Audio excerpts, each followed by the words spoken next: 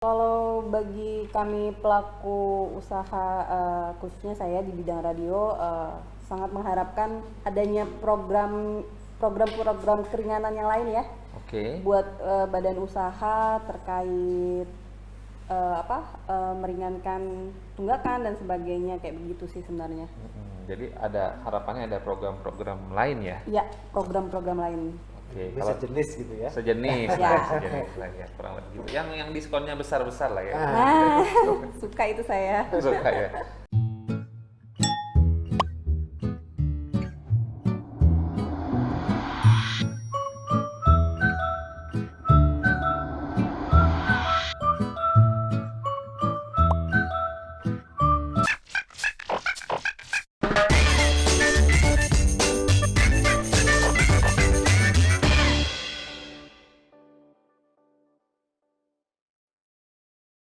Assalamualaikum warahmatullahi wabarakatuh. Selamat pagi, selamat siang, selamat sore, selamat malam, kawan kami semua. Kembali lagi bersama saya Rizky Febriawan Arianto di siniar kesayangan kita semua, Pontianak Podcast Corner Popcorn Ambiar. Oke, hari ini seru banget kawan kami semua. Kalau di beberapa minggu sebelumnya kawan kami semua sudah menyaksikan popcorn dengan tema crash program keringanan utang tentang apa, bagaimana, dan lain-lainnya. Hari ini kita ada tema masih terkait dengan itu, yaitu tentang efektivitas penggunaan crash program keringanan utang ini. Hari ini bersama saya sudah hadir Bapak Ahmad Afan, Kepala Seksi Piutang Negara 1, Kanwil DJKN Kalimantan Barat. Assalamualaikum Pak, apa kabar Pak? Waalaikumsalam warahmatullahi wabarakatuh. Alhamdulillah baik. Mas Eki, Mas aja lah ya. Oh iya, Mas Afan kalau gitu, Mas Muda. Afan. Mas Afan kawan kami, masih muda semua kita. Dan yang nggak kalah muda juga hadir di sini yang memanfaatkan crash program ini kawan kami semua, yaitu ada Ibu Lisa Rahmi.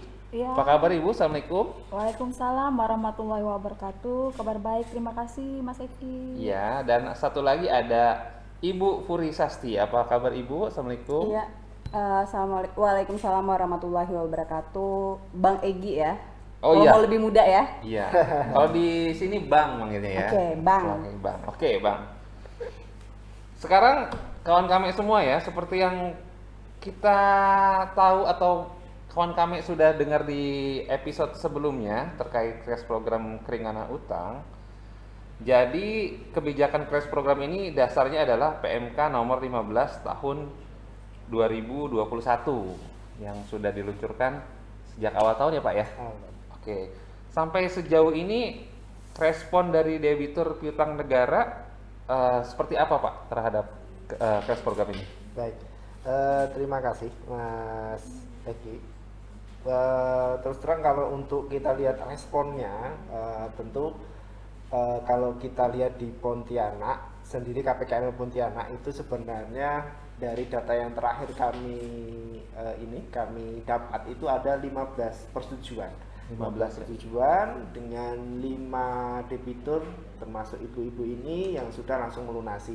Kemudian di Singkawang itu ada 3 persetujuan dan tiga-tiganya sudah dilunasi. Memang baru ini ya yang respon sementara itu baru itu, tapi untuk semua debitur yang menurut kami itu bisa masuk di dalam crash program keringanan hutang ini semua sudah kami beritahukan melalui surat gitu. Jadi tinggal kita tunggu nanti respon dari masing-masing debitur gitu. Oke. Jadi sejauh ini ya bisa dibilang cukup banyak lah Pak ya, 15 dalam beberapa bulan ini atau Ya masih lumayan lah. Tapi Lumayan, harus kita kejar lagi karena ini program yang nggak bakalan ada lagi gitu loh. Oh, benar Nah, sekali. Kan, seperti itu. Jadi ini hanya harus di kami, 2021 ya Pak. Betul. Oke. Ini refresh lagi ya ke kawan kami ini Mas Afan. Oh, tadi saya manggilnya Pak, lupa ya. Secara harfiah ini crash program ini apa Mas Afan? Biar kawan kami ingat lagi nih semua. Crash program ini sebenarnya adalah suatu upaya penyelesaian secara terpadu piutang negara berupa keringanan hutang maupun nanti moratorium tindakan hukum. Jadi ada dua. Ini merupakan crash program ini, saya flashback kembali, merupakan kebijakan dari pemerintah untuk mendukung program pemulihan ekonomi nasional. Jadi sepertinya seperti itu ya Mas ya. Tentu DJKN tidak berdiam diri, kami harus merespon, apalagi kondisi COVID ini, kemudian sudah ada PEN sendiri, pemulihan, kami harus merespon bahwa kami ikut mendukung, salah satunya yaitu dengan crash program ini. Kemudian crash program ini adalah keringanan hutang dan moratorium tindakan hukum. Untuk keringanan hutang sendiri itu nanti pengurangan dari pelunasan dari hutang yang harus dibayarkan oleh debitur atau penanggung hutang, baik berupa pokok, bunga, denda dan biaya lainnya. Kemudian nanti untuk moratorium tindakan hukum sendiri itu nanti penghentian sementara atas tindakan hukum pengurusan piutang negara, yaitu bisa penghentian paksa badan atau penghentian lelang itu untuk barang jaminan. Seperti itu Mas. Oke, terima kasih Mas Afan atas refreshnya. Jadi kawan kami semua ya, tadi sudah kita dengarkan kalau crash program ini bentuknya ada dua ya tadi ya, yaitu berupa tadi keringanan utang dalam bentuk pengurangan ya Pak ya, pengurangan pembayaran, dan satu lagi moratorium tindakan hukum. Nah, kembali refresh dikit lagi, sasaran utamanya untuk crash program ini ditujukan ke siapa saja Mas Afan? Baik. Kalau untuk sasaran utama, mungkin dulu pernah kita sampaikan juga sebenarnya. Betul, ya, sama Pak Indra ya Pak? Sama Pak Indra, waktu dengan Pak Indra, sasaran utamanya yang pertama adalah penanggung hutang, baik perorangan ataupun badan hukum yang termasuk dalam UMKM itu dengan pagu kredit maksimal 5 miliar. Kemudian untuk penanggung hutang perseorangan yang memperoleh kredit pemilikan rumah sederhana atau rumah sangat sederhana itu dengan pemberian kreditnya maksimal 100 juta atau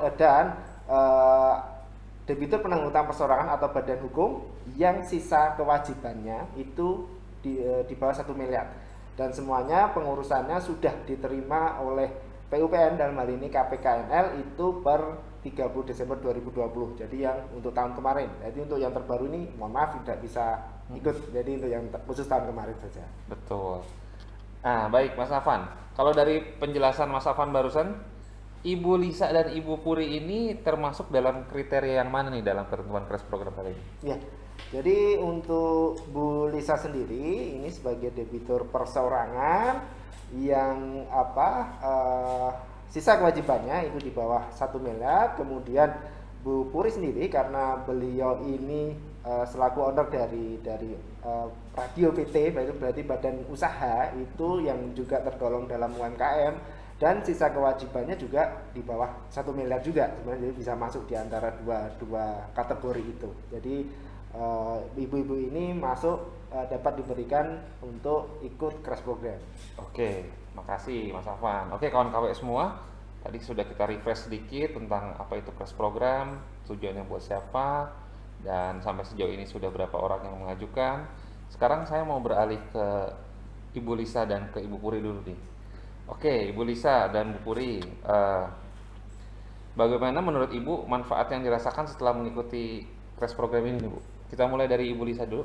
Oke, terima kasih atas kesempatan yang telah diberikan. Bagi saya manfaat crash program ini sangat membantu sekali ya Pak ya, terutama bagi saya yang mengalami hutang untuk pembayaran kuliah SPP S2 saya, dan sekarang merasa lega sekali dan merasa ringan karena hutangnya sudah lunas. Oke. Iya. Alhamdulillah ya Bu Iya, ya. alhamdulillah. Nggak enak kan kita kalau Iya, punya utang ya Bu ya. betul. Kalau Ibu Puri gimana Bu? Ya, terima kasih atas kesempatan yang diberikan. Tentunya sama dengan Ibu Lisa, saya sebagai pelaku usaha dalam bisnis radio mengalami kesulitan semenjak pandemi 2020 ini, dan merasa sangat lega ketika mendapatkan persetujuan untuk crash program ini dari pihak KPKNL. Oke, jadi memang sangat bermanfaat ya Bu ya, baik untuk perorangan maupun untuk pelaku badan usaha ya. Nah ini kawan kami semua pastinya ingin mendengar nih Bu ya, terkait kronologisnya kenapa Ibu Lisa dan Ibu Puri saat itu memiliki utang kepada negara ya. Dalam hal ini kalau Ibu Lisa berarti kepada universitas ya Bu. Nanti Iya, nanti betul. kita dengar lagi penjelasannya. Dan kalau Ibu Puri kepada Kementerian Komunikasi dan Informatika ya Bu ya? Ya betul, terkait dengan izin. Terkait dengan izin ya. Boleh Bu diceritakan kronologisnya Bu terkait dengan utangnya itu dari Bu Lisa? Iya, pada waktu itu saya mengambil kuliah magister S2 di Magister Manajemen Universitas Tanjung Pura. Memasuki semester 1 itu sudah pembayaran SPP-nya lunas. Kemudian memasuki semester 2 itu saya mendapat musibah, ibu sakit parah. Nah, akhirnya tabungan saya yang tadi untuk pendidikan untuk 2 semester itu saya alihkan untuk membiayai pengobatan ibu saya. Nah, jadi sampai saat ini tidak terselesaikan S2 saya itu. Tidak terselesaikan. Iya. Kemudian bisa muncul hutangnya seperti apa tuh Bu? Karena tidak membayar tadi, karena tidak selesai, tidak membayar atau gimana tadi? Dan berapa besarannya kalau kita boleh tahu? Itu 10 juta rupiah besarnya Pak, itu untuk 2 semester, semester 2 dan semester 3.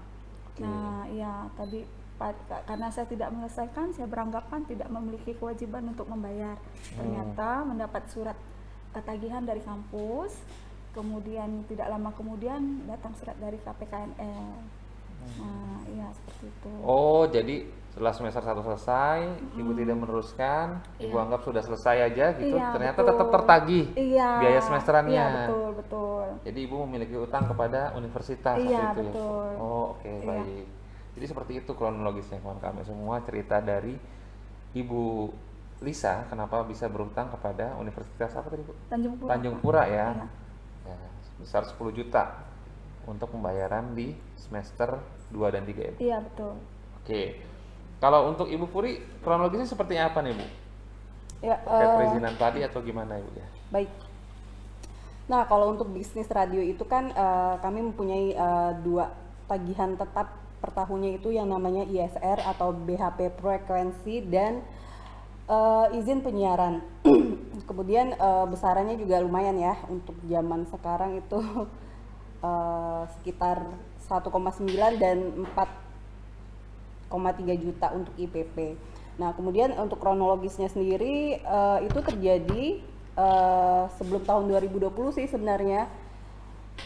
Salah satu karyawan yang ditugaskan untuk mengurus pembayaran dan sebagainya itu melakukan penggelapan dana, dan kemudian kami juga tahunya sudah agak lama sih kecolongan untuk dari pihak manajemen, kemudian baru tahu bahwa kami menunggak biaya izin radio seperti itu.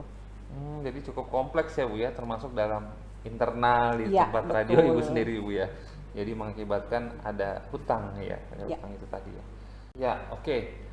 Kawan kami semua pasti ingin mendengar nih Ibu Lisa dan Ibu Puri ya, mengetahui crash program itu dari mana, dan ketika mengetahui mengajukan prosesnya seperti apa. Coba dari Ibu Lisa mungkin. Oke. Baik, untuk pemberitahuan crash program ini awalnya saya mendapat berita dari WhatsApp dari KPKNL. Kemudian tidak lama kemudian tanggal 29 Maret itu datang surat pemberitahuan. Kemudian saya proses, kemudian tanggal 30 Maretnya itu sudah selesai, sudah dinyatakan lunas. Sehari aja ya Bu? Iya, ya? betul. Cepat sekali. Iya, cepat sekali Pak. Kalau Ibu Puri mendengar dari mana Bu, dan gimana prosesnya, bisa ceritain ke kawan kami semua? Ya, saya kurang lebih dari dengan Bu Lisa sih sebenarnya, mendapatkan WhatsApp dari pihak KPKNL dan kemudian muncul surat digital seperti itu. Kemudian saya urus keesokan harinya, kemudian nggak sampai 5 hari deh itu udah beres dan dinyatakan disetujui oleh pihak KPKNL. Kemudian saya bayar, udah besoknya lunas kayak gitu. Cepet juga ya berarti ya, ini untuk kedua ini. Ya, jadi Mas Afan, kalau kita lihat memang prosesnya itu ternyata cepet ya, 1 hari sampai 4 hari, di bawah 5 hari lah tadi ya. Nah, ini mungkin makin banyak yang tertarik nih Mas Afan, yang ingin memanfaatkan crash program ini. Bisa dijelasin lagi mungkin tentang persentase keringanan itu seperti apa sih Mas Afan, sehingga banyak yang akan berbondong-bondong nih seperti Ibu Puri dan Bu Lisa. Ya, Jadi gini Mas Egi, tentu ini untuk persentase keringanan hutang yang diberikan itu sebenarnya secara ketentuan ada dua, yaitu yang ada jaminannya dan yang nggak ada jaminannya. Nanti yang tidak ada jaminannya itu keringanannya 60%, kemudian yang ada jaminannya itu keringannya 35% dari pokok yang harus dibayarkan. Nah, kebetulan beliau berdua ini jenis piutang yang tidak disertai dengan barang jaminan tanah dan atau bangunan.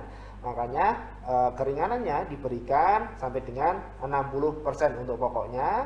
Kemudian karena pelunasannya itu sampai dengan bulan Juni, sebelum bulan Juni malah itu dapat keringanan lagi itu 50%.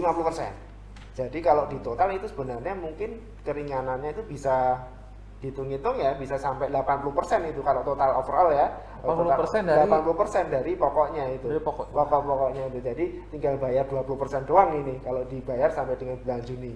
Nanti bisa dihitung-hitung nanti kemudian kalau dia bayarnya itu Juni sampai September itu tambahan keringanannya itu 30%. Kemudian kalau dibayarkan sampai dengan bulan Desember itu tanggal 21 Desember itu keringanannya sampai dengan 20%. Jadi ada diskon plus ini ceritanya. Jadi nggak cuma sel lebaran aja, ini keringanan hutang pun ada diskon tambahannya gitu Mas gitu.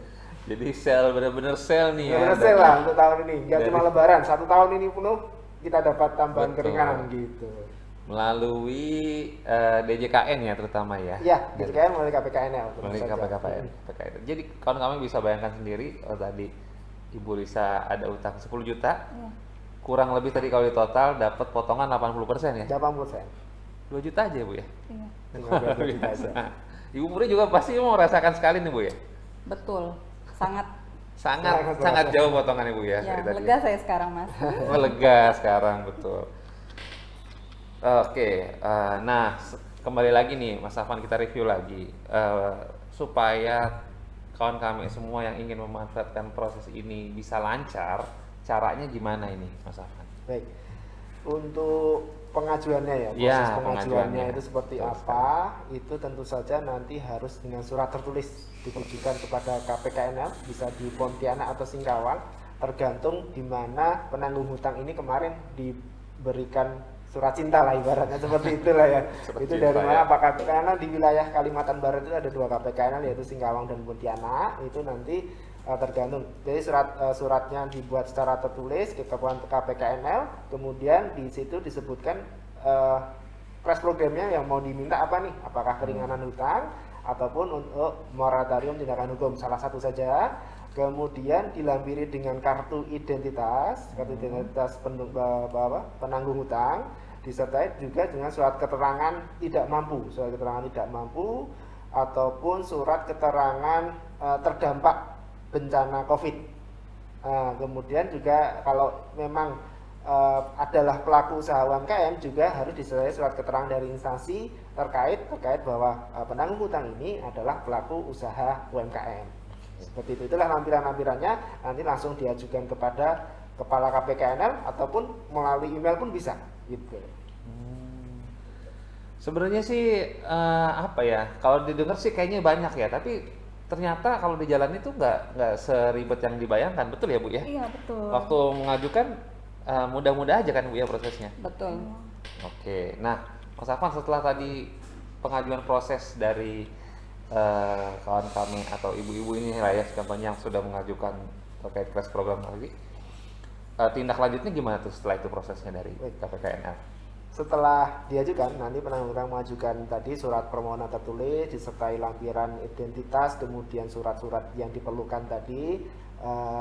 Kepala KPKNL langsung melakukan pembahasan, maksimal itu 3 hari kerja harus sudah ada surat persetujuan atau penolakan. Kalau memang disetujui, berarti nanti penanggung hutang langsung melakukan pelunasan, itu diberi waktu 1 bulan, jangan sampai lewat, itu harus melakukan pelunasan.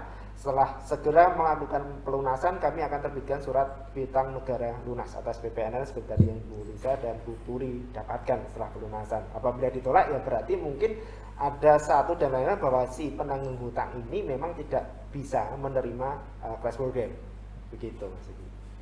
Jadi memang kawan kami semua sudah dengar dari Pak Afan, memang dari KPKNL-nya juga ketika menindaklanjuti pengajuan juga cepat, maksimal 3 hari. Jadi contohnya ibu-ibu ini juga semakin cepat merasa leganya lah, istilah seperti itu Bu ya.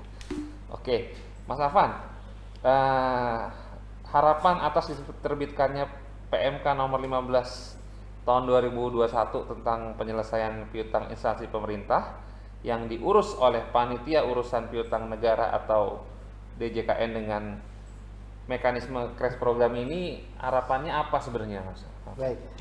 Jadi begini, kalau saya dengarkan testimoni dari Bu Lisa, dari Bu Puri, tentu crash program ini, terutama keringanan hutang ini sangat membantu beliau berdua.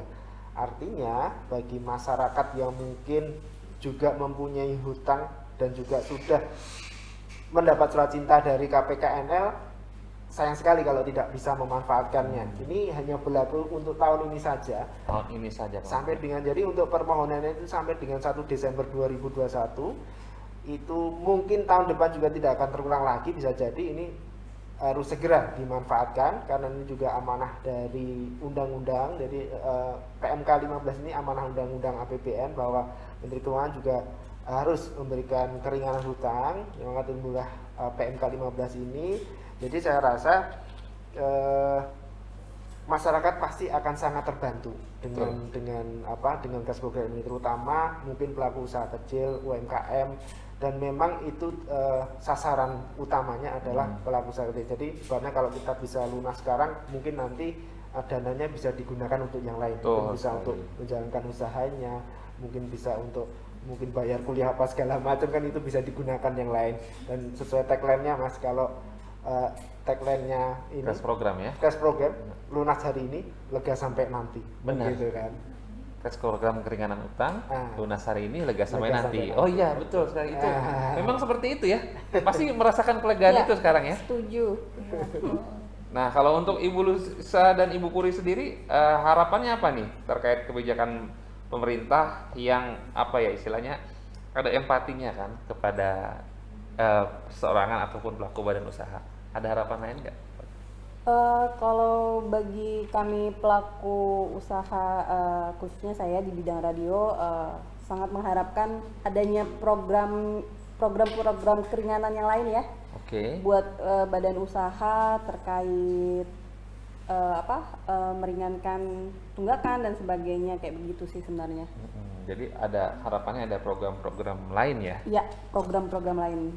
Oke. Bisa jenis gitu ya. Sejenis, Ya. sejenis lah ya, kurang lebih gitu. Yang diskonnya besar-besar lah ya. Nah, suka itu saya. Suka ya. Kalau dari Ibu Lisa sendiri? Baik, saya sangat berterima kasih sekali kepada pemerintah, khususnya Kementerian Keuangan dengan adanya crash program ini. Dan tentunya saya juga berharap kementerian dan lembaga yang lain juga mengadakan program sejenis sehingga bisa membantu perekonomian kita yang saat ini terkena dampak COVID-19. Iya, betul sekali Ibu ya. Karena dampak COVID ini memang kemana-mana Ibu ya, ke semua lah, ke semua sektor ya. Betul, Pak. Oke, kawan kami semua, tanpa terasa kita sudah berada di penghujung podcast dengan tadi kita mendengarkan testimoni dari para debitur yang ada utang ke negara, tapi alhamdulillah sekarang semuanya sudah lunas karena mengikuti crash program keringanan utang ini. Betul gitu ya Mas Afan ya? Betul. Betul ya.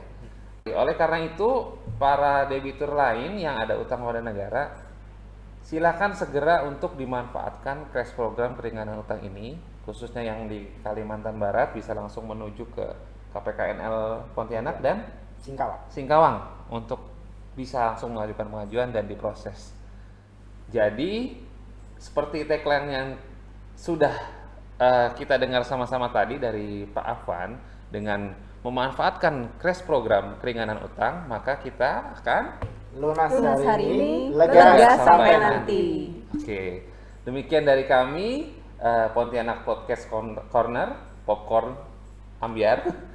Sampai jumpa lagi di episode berikutnya. Wassalamualaikum warahmatullahi wabarakatuh. Waalaikumsalam warahmatullahi wabarakatuh.